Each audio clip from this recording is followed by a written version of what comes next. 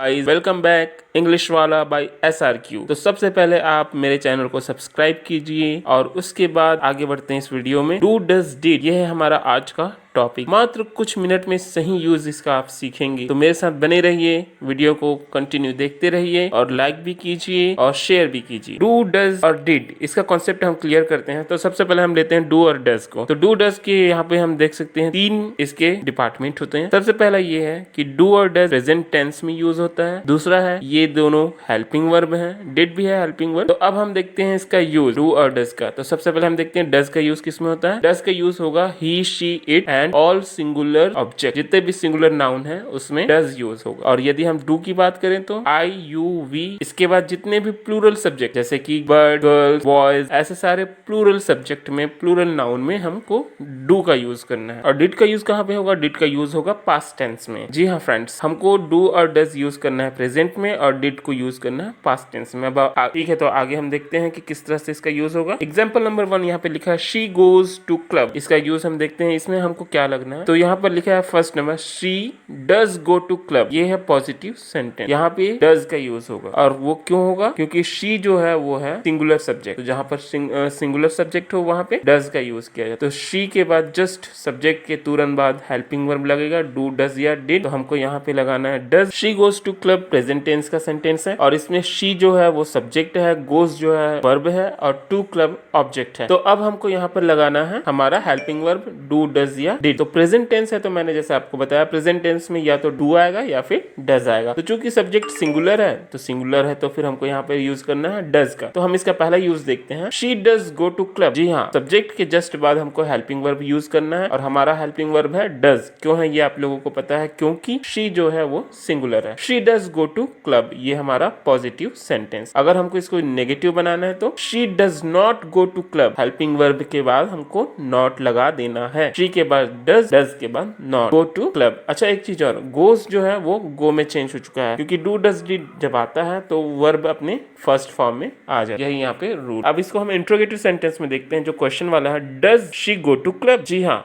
Interrogative sentence में जो हमारा हेल्पिंग वर्ब है वो सबसे पहले आएगा। तो यहाँ पे हेल्पिंग वर्ब डज लगा है क्योंकि सिंगुलर सब्जेक्ट। तो यहाँ पे ये हो गया does she go to club और लास्ट में क्वेश्चन मार्क। ये मैंने तीनों एग्जांपल देके बता दिए, पॉजिटिव का भी, नेगेटिव का भी और इंट्रोगेटिव का भी। और शी गोज टू क्लब में डज क्यों आया ये भी मैंने बता दिया। अब हम वीडियो में आगे बढ़ते हैं। नेक्स्ट हमारा एग्जांपल है वी वांट टू प्ले। ये भी जो है प्रेजेंट टेंस का एक सेंटेंस है। वी सब्जेक्ट है, वांट वर्ब है यहाँ पे और टू प्ले ऑब्जेक्ट है। तो यहाँ पे हमारा हेल्पिंग वर्ब मिसिंग है। तो ये बताइए कि यहाँ पे हेल्पिंग वर्ब लगेगा, जबकि जो वी है वो प्लूरल है। तो प्लूरल के साथ हमको हमेशा लगाना है डू। तो हमारा पहला यूज होगा इसका, we do want to play. ये हमारा पॉजिटिव सेंटेंस। वी के बाद डू, क्योंकि वी सब्जेक्ट है, सब्जेक्ट के बाद हमारा हेल्पिंग वर्ब डू आ गया। We do want to play. अब हम इसको नेगेटिव में कैसे चेंज करेंगे? We do not want to play. Second number में नेगेटिव लिखा हुआ है, we do not want to play. Shortcut में हम इसको क्या बोलेंगे? We don't want to play. ठीक है, अब हमको इसको क्वेश्चन में चेंज करना है, इंट्रोगेटिव। तो इंट्रोगेटिव सेंटेंस में बनाने के लिए जो हेल्पिंग वर्ब है वो सामने में आता है। तो डू को हमने सामने में लिखा, do we want to play और लास्ट में क्वेश्चन मार्क। तो इस तरह से हम डू और डज का यूज करते हैं। फिर हमारा नेक्स्ट एग्जांपल है मनोज केम टू स्कूल। ये हमारा